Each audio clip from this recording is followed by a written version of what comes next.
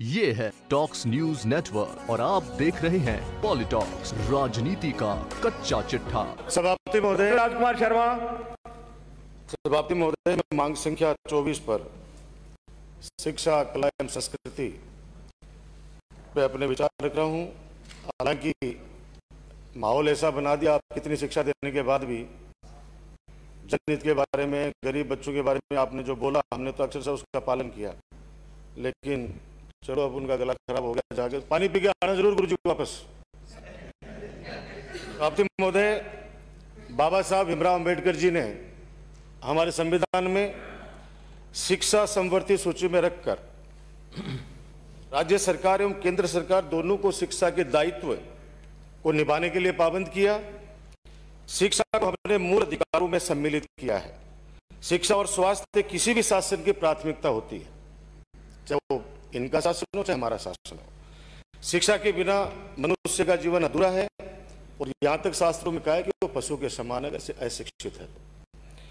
ये हम सब लोग जानते हैं और बचपन से हमारे पिताजी एक बात कहते आए हैं कि पढ़ो, कि पढ़ने के बाद अगर शिक्षा आपने ग्रहण कर ली तो उसको संस्कृत में लिखा है कि न चोरहार्यम न च राजहार्यम, न चोरहार्यम न च राजहार्यम, न भ्रातृभाज्यम न च भारखारी,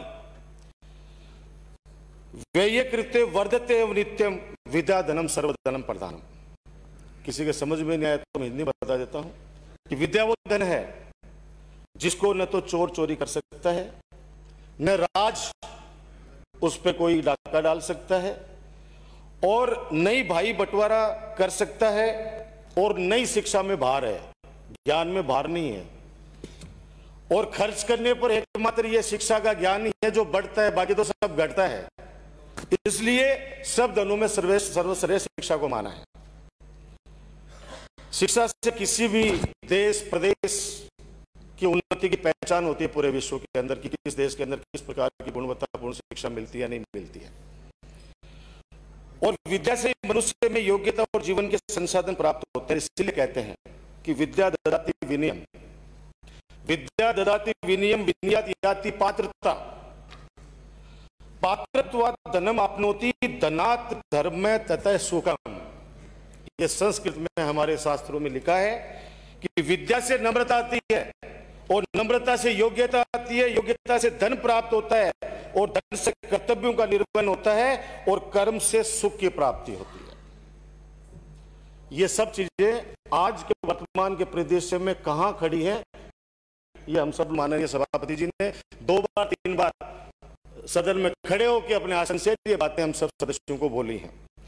मेरे पूज्य गुरुजी और मेरे नहीं, मेरे जैसे लाखों युवाओं के पूज्य गुरुजी आचार्य द्विजेश कुमार जी हमेशा कहते थे, जब मैं 96-7 में उनके पास पढ़ता था, उस समय इंग्लिश के एमए थे आजादी से पहले के, वो कहते थे कि education is the most powerful weapon, education is the most powerful weapon which you can use the change the world.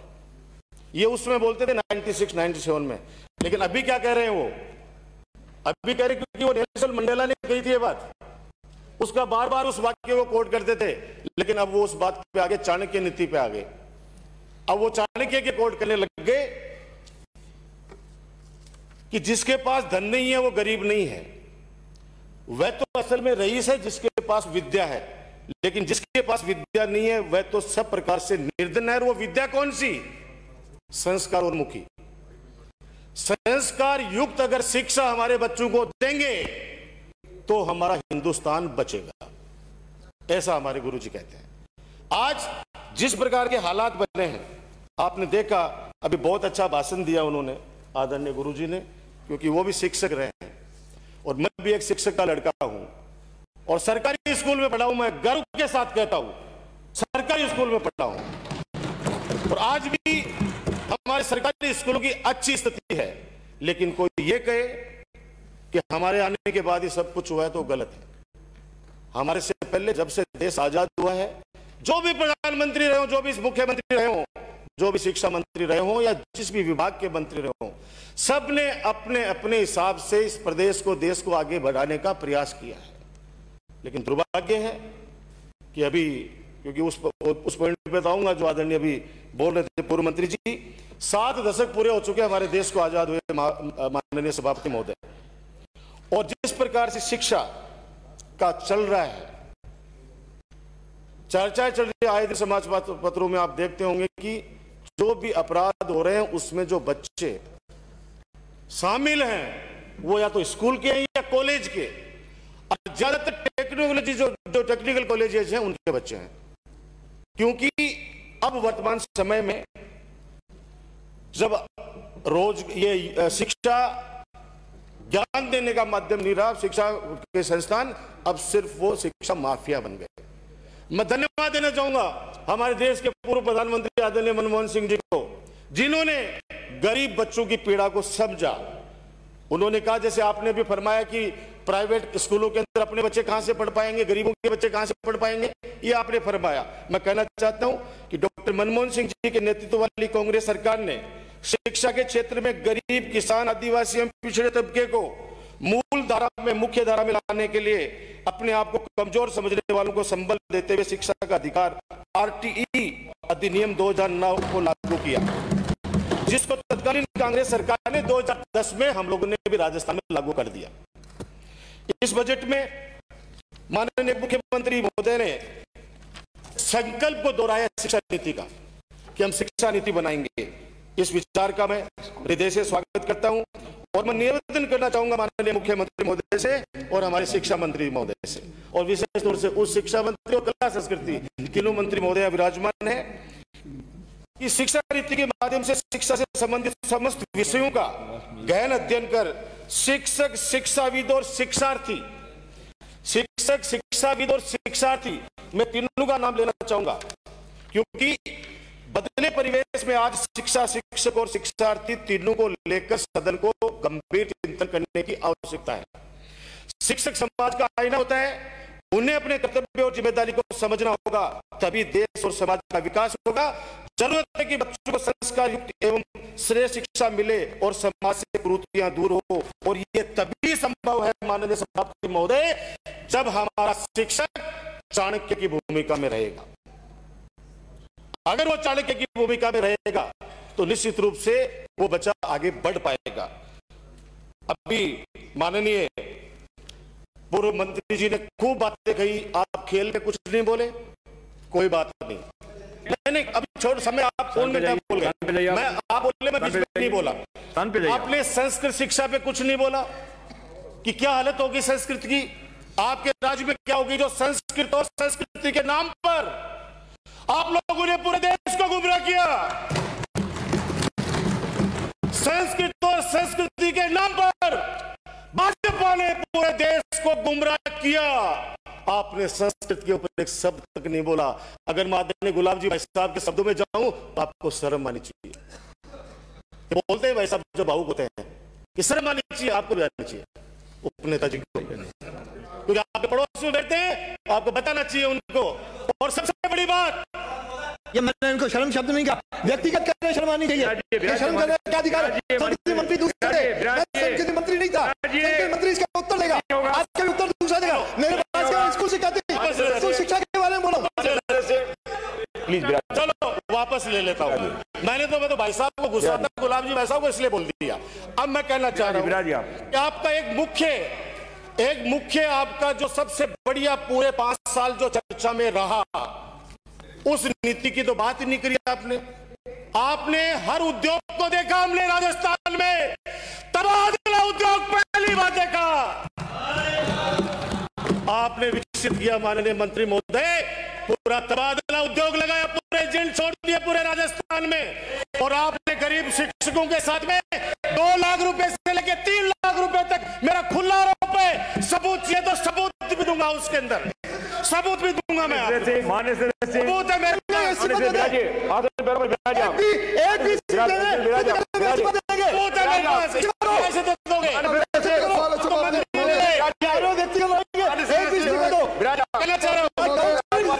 शुरू किया।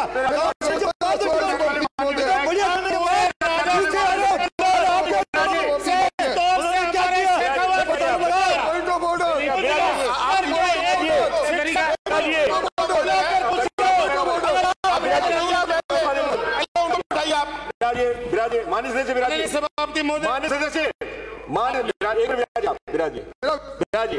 विराजी, मेरा जो भी वक्ता बोल रहा है उससे विनम्र आग्रह है, जब भी किसी एक मिनट मैं व्यवस्था करूं, जब भी यदि कोई आपकी आरोप लगाने यदि कोई मंशा है, मेहरबानी करके नियमों से आइए, मैं इजाजत दे दूंगा। और ऐसे कोई शब्द अंकित नहीं किए जाए जो आरोप के रूप में हो। कोई माननीय सदस्य किसी भी व्यक्तिगत आक्षेप और आरोप नहीं लगाएगा। सदन की परंपराएं हैं, अपने आपकी जो व्यवस्थाएं हैं, कार्य संचालन के जो नियम है, उनमें ये प्रावधान है। यदि किसी का आरोप और आक्षेप आपको लगाना है तो आप नियमों में आइए, अगले वो सूचना दीजिए, उसके बाद आरोप लगाइए। इसलिए कोई किसी आरोप जो है लगाना कतई जो है अच्छी परंपरा नहीं है। मैं आपसे आग्रह करूंगा, कोई भी आप आरोप नहीं लगाएंगे। सभापति महोदय, आपके आदेश की पालना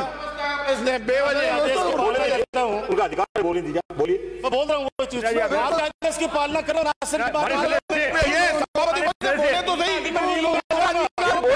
अधिकार नहीं है क्या? गलत बात है। माननीय सदस्य, मैंने आपका आदेश एक मिनट विराजिए, आप फरमाइए। सभापति महोदय, मैं आपका ध्यान नियमों के नियम 273 की ओर आकर्षित करना चाहूंगा। सभापति महोदय, ये सदन नियमों से चलता है, प्रक्रियाओं से चलता है। आपने पुस्तक में दी है, इस नियम 273 में लिखा है किसी व्यक्ति के विरुद्ध आरोप के बारे में प्रक्रिया। मैंने आपसे बिना आपके जो है इस व्यवस्था के मैंने स्वयं ने कह दिया कि कोई किसी पर आरोप नहीं लगाएगा, आरोप जिसको लगाना है वो नियमों में आएगा। आप एक्सपेंस करा दीजिए। इसका दिया आदेश को आरोप लगाएगा, न कोई अब आगे से इस तरह की अंकित होगी। मेहरबानी करें, इतनी बात कहने के बावजूद यदि आप गंभीर नहीं है। सभापति महोदय, मान लिया आपकी बात, नियमों में आ जाऊंगा, मान ले नियमों से आऊंगा, सबूत के साथ आऊंगा, सबूत के साथ आऊंगा। माननीय सभापति महोदय, आज की इस मैकाले शिक्षा प्रणाली में बड़े बदलाव की आवश्यकता है। शिक्षा नौकरी के लिए हो, जीवन जीने के लिए नहीं हो, मानवता और प्रकृति के सृजन के लिए हो, विश्व के कल्याण और जीव जंतुओं के सहअस्तित्व के लिए होनी चाहिए।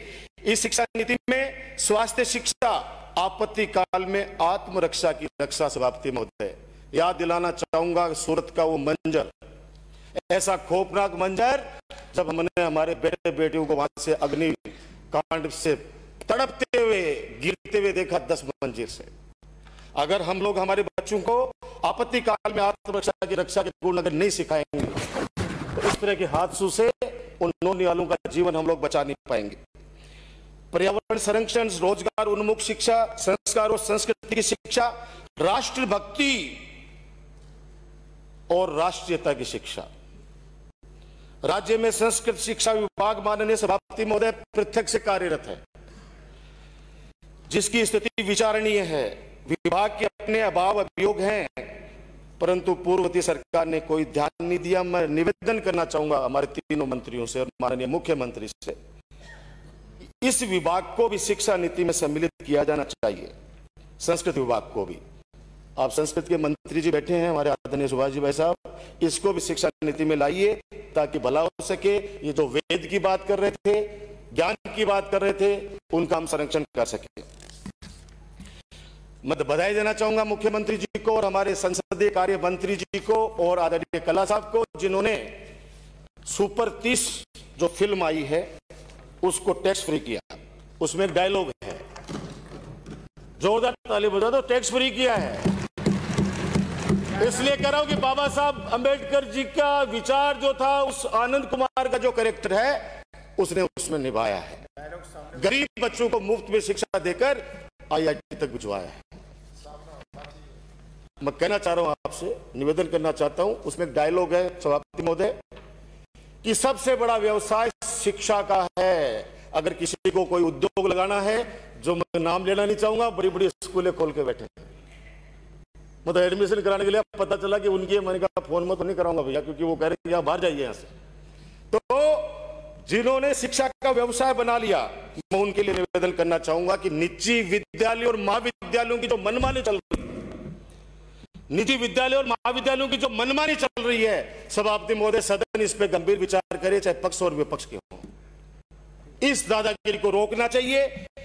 सभी निजी विद्यालयों में 25% RTA के माध्यम से उनको एडमिशन देने थे। निजी विद्यालय जो बड़े विद्यालय हैं, जो अप्रोच वाले हैं, जिन्होंने उद्योग धंधा लगा रखा है, वो नहीं मानते और मान भी लेते सभापति महोदय तो उनका एक अलग तबका दिखता है कि ये बच्चा आरटी के माध्यम से प्रवेश हो गया है, तो उसका संस्था का प्रधान, संस्था का मालिक उस बच्चे को बार बार टॉर्चर करते हैं, उसके माता पिता को टॉर्चर करते हैं, और छोटे से बच्चों में भी ये भावना जाती है कि इनका सिलेक्शन हुआ है गरीब बच्चों के योग्यता के ऊपर। मैं निवेदन करना चाह रहा हूं कि आपने कल, हमारी सरकार ने एक डिसीजन लिया, मैं माननीय शिक्षा मंत्री जी का धन्यवाद देना चाहता हूं कि जयपुर स्थित एक जयपुर स्कूल को उसकी मनमानी की वजह से, सरकार के आदेश की अवहेलना करने की वजह से इन्होंने उसकी मान्यता रद्द की। यह धन्यवाद के पात्र है, इनमें डर रहना चाहिए। आज देख लीजिए कि वो गरीब का बच्चा आरटी के माध्यम से जो सरकार कांग्रेस ने फायदा दिया, और वो बच्चा स्कूल में पढ़ने के लिए जाता है, उसके साथ टॉर्चर, उसके माता पिता को टॉर्चर, वो इसलिए किया जाता है कि ये बच्चा चुपचाप यहां से छोड़ के चला जाए। आपको पता है, ऐसा लगता है कई बार तो कि ये स्कूल या कोई संस्था नहीं है, ये तो कोई इस तरह का मॉल है जिसके अंदर जूते भी यही लो, टाई भी यही लो, खाना भी यही खाओ। आप सोचिए कि 6 दिन की 6 ड्रेसें आपा खाटी नगर पे था, अभी पर कारी लगा के जाता साहब। आज 6 दिन की 6 अलग अलग ड्रेसें, अगर हॉस्टल में रहता है तो नाइट की अलग ड्रेसें, वो गरीब आदमी कैसे पढ़ा पाएगा? इन्होंने जिस प्रकार का एक ये लूटने का जो एक कार्यक्रम कर रखा है, मैं कहना चाहता हूं सदन में सभी 200 माननीय सदस्यों से कि हम सबको इसको लेकर गंभीर चर्चा करनी चाहिए। सरकारी आदेशों की अवहेलना करती हैं आप, और मन में सोच लो, हमारे में से कोई भी स्कूलों में जाता है या फोन करता है, चाहे मंत्री जी क्यों नहीं हो, आप लोग खुद क्यों नहीं हो, तो वहां पे कैसा व्यवहार होता है अपनी अंतरात्मा से मान लेना मैं कहना नहीं चाहता। अच्छा, हम लोग तो ज्यादा इसलिए ग्रसित नहीं कि हम यूनिवर्सिटी के जो भी अध्यक्ष रहे, तो हमें तो पता है कि उसको किस तरह से काम में लेना है, हमें तो आता है। लेकिन एक सामान्य एमएलए बेचारा एमएलए जाए पढ़ के कि मैं विधायक बोल रहा हूं, वो अगला कहे कि पहले क्या विधायक होता है। आप सोचो, मैं बताना नहीं चाहता किस किस को क्या क्या बोला हुआ, सबको सुना हुआ है। हम लोग हमारा बारे में तो उनको पता है कि भाई इनको कुछ कह देंगे तो पता नहीं अब क्या होगा, सच्चाई भी है ये। इसलिए मैं कहना चाहता हूं कि आप पर हमारा सम्मान तो कम से कम करे, काम करे या न करे, लेकिन सम्मान तो करे। गए को आगे आदर के साथ तो बिठाए, और फोन करते हैं, मैं नाम लेना नहीं चाहता, 3 स्कूल तो ऐसे उनको मैं 100 फोन कर चुका, बहुत सारे फोन कर चुके, फोन नहीं उठाते थे, जाके सामने खड़े हो गए तो उन्होंने कहा बेचारे इसको सस्पेंड करूंगी, इसने मेरे को बताया नहीं आपका फोन है, और वो कह रहा मेरे को भाई साहब मैंने कान के पास ले जाके दे दिया कि बात कर लो आप। मैं कहना चाह रहा हूं हमारे आत्मसम्मान के लिए उन करोड़ों बच्चों की तरफ देखो, और इस पे कोई न कोई लगाम लगाओ इनके ऊपर, ताकि हो जाए वाहन। माननीय यातायात मंत्री जी, आप यूनिवर्सिटी के अध्यक्ष रहे हैं, दबंग नेता हैं, निजी स्कूल 40-50 किलोमीटर तक बकरी भेड़ों की तरह उन बच्चों को ठूस लेते हैं। सुबह पहले 5 बजे ही 10-20 किलो ला देते, वजन उसका 5 किलो 10 किलो का थैला लेके, और स्कूल में सुबह बैठता है और 2 घंटे 3 घंटे बाद के अंदर दूसरे गांव में पूछता है, और वहां से 2 बजे वापस बैठता है और 5 बजे वापस है। क्या पढ़ाई करेगा वो? फिर कहते हैं कि मास्टर ने थप्पड़ मार दिया, बेहोश हो गया, तो बेहोश होगा, होश कहां से आएगा? उसको खाने को कुछ मिलता नहीं, पीने को कुछ मिलता नहीं, स्कूल के अंदर कोई उसको कोई शारीरिक व्यायाम कराया नहीं जाता, स्कूल में धक्के दिलाते। और आपको बता दूं, आपको कितने कितने रुपए लेते हैं, 5 से 10 हजार रुपए तक फीस वसूल करते हैं उन बच्चों से वो लोग। मैं कहना चाहता हूं कि उनका फिटनेस परमिट तक नहीं है बहुत से जगह पे। एक अभियान चलाना चाहिए आपको, और विशेष तौर से हमारी शेखावाटी में तो अभियान चलाइए आप, हम देंगे साथ उसके अंदर खड़े होकर। अभियान चलाओ कि परिचालक, महिला परिचालक जो भी वो है, उनके पास लाइसेंस तो है क्या, परमिट तो है क्या, और इनसे सरकार को गाड़ियों के परमिट टैक्स लेना चाहिए, जिससे बच्चों का भविष्य सुरक्षित हो सके। आपको पता है कई बार एक्सीडेंट हो जाता है, छोड़ के भाग जाते हैं सभापति महोदय, हम लोग चले जाते हैं बीच में, तो हम लोग कोई मदद भले कर दो, या 50,000 रुपए, लाख रुपए जो गवर्नमेंट की तरफ से कलेक्टर सहायता करता है वो भले कर दो, बाकी वो स्कूल अपनी जिम्मेदारी से तुरंत मुकर जाता है। और हम लोग कोई भी जाएगा, जनप्रतिनिधि गेट नहीं खोलते, वो लोग बाउंसर बुला लेते हैं। तो मेरा निवेदन करना चाहता है कि इन पर लगाम लगाना चाहिए। फीस निर्धारण, हमारी सरकार के समय हमारे पूर्व न्यायाधीश जस्टिस शिव कुमार शर्मा जी की अध्यक्षता में कमेटी बनाई थी, उन्होंने रिपोर्ट भी दे दी थी, सरकार बदल गई, आप आ गए, आप लोगों ने भी उसको सिफारिशों को लागू नहीं किया। मैं निवेदन करूंगा शिक्षा मंत्री जी से कि जस्टिस शिव कुमार शर्मा जी ने जो सिफारिश की है, कृपा करके उस सिफारिशों को आप लागू करें, ताकि स्कूल ये शिक्षा का जो सेवा का माध्यम था, वो माफियों के चंगुल से हम निकालने में थोड़ा बहुत तो कामयाब हो सके। मैं निवेदन करना चाहता हूं सभापति महोदय, देखो मैं आरोप नहीं लगा रहा, लेकिन जो आरोप लगाए उनका जवाब देने का तो अधिकार हमको होना चाहिए। सभापति महोदय, महाराणा प्रताप बचपन में नाटक किया था गांव के अंदर, महाराणा प्रताप के बचपन का रोल किया था, बड़ा रोल मेरे पिताजी ने किया था। आज गांव का बच्चा बच्चा महाराणा प्रताप, सुभाष चंद्र बोस, चंद्रशेखर आजाद, महारानी लक्ष्मीबाई, इनके बारे में आप लोग बताओगे? क्या पेटेंट करा लिया आप लोगों ने? आज अगर कोई भगवा कपड़ा पहन के आ जाए तो आप लोग ये कहते हो आज हमारे कपड़े पहन के क्यों? आपने बनाया क्या वो कपड़े? आपका पेटेंट है क्या? तिलक लगाया जाए, माँ भारती की बात करें तो बोला माँ भारती की आप बात कर रहे हो, हमारी भाषा बोल रहे हो, भारत माता की जय बोले तो बोले हमारी भाषा बोल रहे हो कि भारत माता की जय भी आपसे सीखना पड़ेगा। हमने देखी आपकी राष्ट्रभक्ति जब जम्मू कश्मीर में आपने पीडीपी के साथ सरकार बनाई, देखिए हमने आपकी राष्ट्रभक्ति। जब गोवा के अंदर जो हमारे एमएलए थे तब वो देशद्रोही थे और आपके एक वाटर कौन सी वो एक सफाई की धुलाई की मशीन है, उसमें वहां धो के दिल्ली में धो के वापस भेज दिया और देशभक्त हो गए।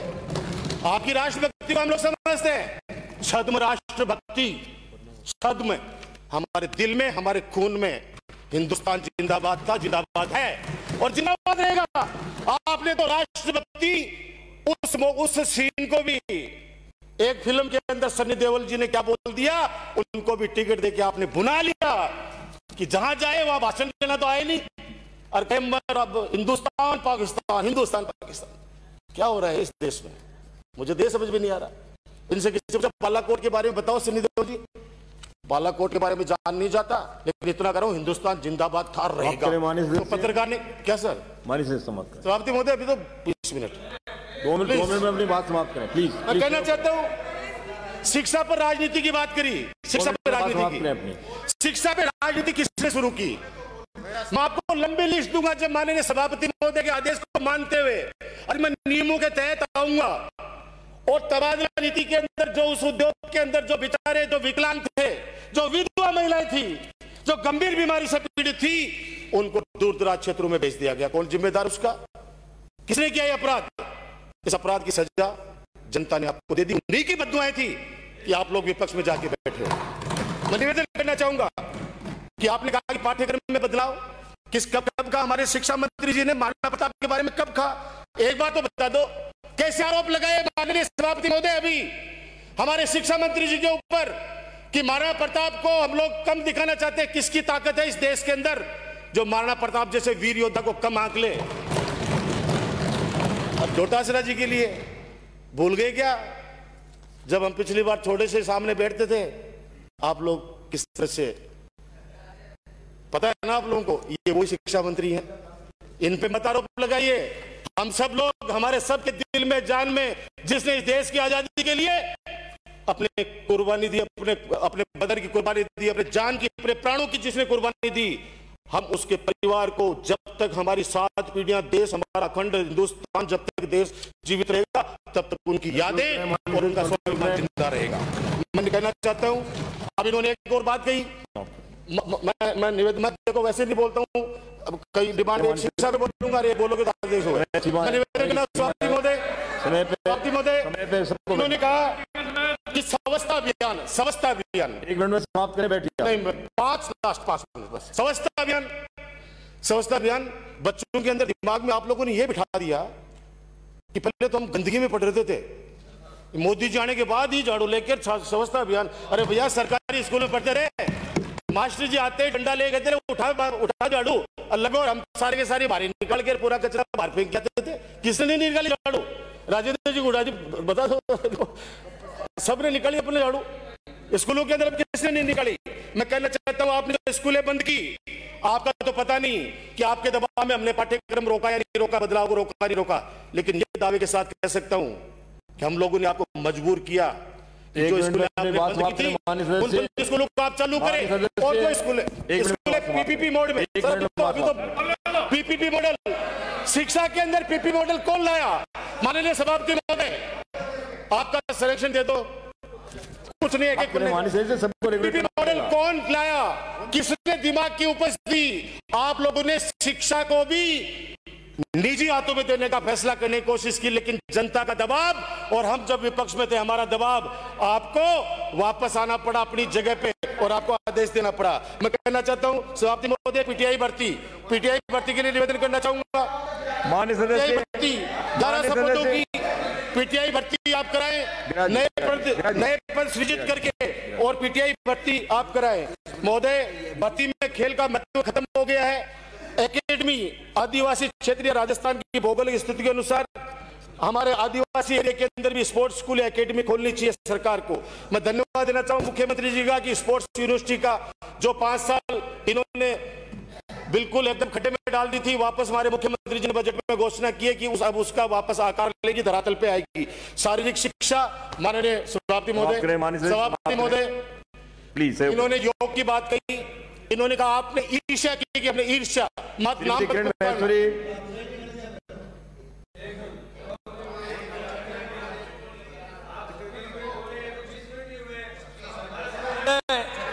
मुझे पता है विराजिए माननीय मंत्री सदस्य ज्यादा है, आप हमारी पार्टी का समय दें इनको। सभापति महोदय, मैं हायर एजुकेशन की बात करना चाहूंगा। हायर एजुकेशन में डीआर माननीय हायर एजुकेशन मिनिस्टर बैठे हैं, वो शिक्षा मंत्री जी। राजस्थान विश्वविद्यालय में 80 मात्र ऐसे पूरे राजस्थान के अंदर अधिकारी हैं नॉन टेक्निकल, उनको आप यूजीसी का वेतनमान दे दो, क्योंकि वो लोग जब हमारी सरकार ने शिक्षकों, लाइब्रेरियन और शारीरिक शिक्षकों को यूजीसी वेतनमान का लाभ दे दिया है, तो कई स्टेट्स हरियाणा, हिमाचल प्रदेश, मध्य प्रदेश, पंजाब, महाराष्ट्र, इनके लोगों को मिल चुका है यूजीसी का वेतनमान। आप इनको फायदा पहुंचाओ और मैं निवेदन करूंगा कि पिछली सरकार ने उनको लटकाए रखा, अब की बार आज जब आप रिप्लाई करें तो कृपया करके इन 80 लोगों को पूरे राजस्थान में आपको दुआ देंगे। और मैं इतना कह सकता हूं कि हायर एजुकेशन का स्टैंडर्ड भी बढ़ेगा। सरकारी महाविद्यालयों में सभापति महोदय 80%, कम से कम 70 से 80% प्राचार्यों के अधिक पद हैं। हमारी सरकार इसमें फैसला करें। माननीय सदस्य प्लीज प्लीज। एक मैं माननीय शिक्षा मंत्री जी से कहना चाहूंगा, 1 मिनट विराजिए बस आप, प्लीज। शिक्षा मंत्री जी से कहना चाहूंगा कि 1998 की भर्ती 1901, अरे भैया मैं किसी को कुछ नहीं कह रहा, सब कर रहे हैं आप बार में आरोप लगाऊंगा तो मैं आपको साबित कर दूंगा। 1998 की भर्ती में माननीय शिक्षा मंत्री जी से कहना चाहता हूँ कि 1998 की भर्ती को लेकर 1998 की होगा सभापति महोदय प्लीज ये 1998 वाली बात कहेंगे, मेरी बात को विराम दे दूंगा। 1998 बहन जी, मैं आपकी आभारी हूँ कि आपने मुझे सदस्य 1 मिनट बस लास्ट, अब सभापति जी ने बुला लिया। मैं कहना चाहता हूँ 1998 की जो है सभापति जी, माननीय सभापति महोदय, 1998 की सेक्रेटरी से जुड़ा हुआ मामला है। 1998 के कम से कम 1100-1200 है, ये 7780, इनका भला कर दो या आज मना कर दो। ये इतने सालों से धरने पे बैठे थे बाहर, या तो आज इनको कुछ देना है सरकार की तरफ से तो हाँ कर दो, वरना शिक्षा मंत्री जी से कहूंगा कि या इनको आज मना कर दो, ताकि कम से कम ये लोग अपने घर पे जाके बैठे तो श्री के हमारी सरकार की तरफ से नहीं मिला। अब मैं लास्ट एक लाइन बोल के मेरी वाणी को विराम दूंगा। बजट के बहस के दौरान आपने शुरुआत की, आपने कहा हमारी सरकार की तरफ, विशेष तौर से माननीय मुख्यमंत्री जी की तरफ, कि जिनके घर शीशे के होते हैं उन पे पत्थर नहीं मारा करते। मैं इतना ही कह सकता हूं माननीय उपनेता जी कि बेगुनाह कोई नहीं, यहां पर सबके अपने राज होते हैं। बेगुनाह कोई नहीं, यहां पर सबके अपने राज होते हैं, किसी के छुप जाते हैं, किसी के छप जाते हैं। धन्यवाद। जय हिंद, जय भारत। ये है टॉक्स न्यूज नेटवर्क और आप देख रहे हैं पॉलिटॉक्स, राजनीति का कच्चा चिट्ठा।